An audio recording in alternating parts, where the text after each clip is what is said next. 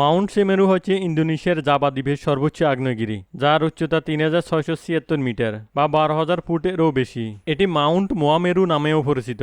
এটি ইন্দোনেশিয়ার অন্যতম সক্রিয় আগ্নেয়গিরি।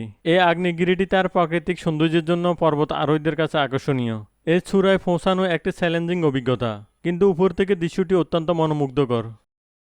২০২১ সালের ডিসেম্বরে মাউন্ট সেমেরুতে একটি অগ্নি উৎপাত ঘটে এবং এর সাথে বৃষ্টি হওয়ার কারণে ব্যাপক ধ্বংসযজ্ঞ সৃষ্টি করে। এই অগ্নুৎপাতের ফলে প্রচুর পরিমাণে ছাই, গ্যাস এবং লাভা নির্গত হয়। বিশেষজ্ঞদের ধারণায় এর উচ্চতা ছিল প্রায় ২৮ মাইল। এই ঘটনায় কয়েক ডজন মানুষ আহত হয় এবং অনেক বাড়িঘর অবকাঠামো ধ্বংস হয়।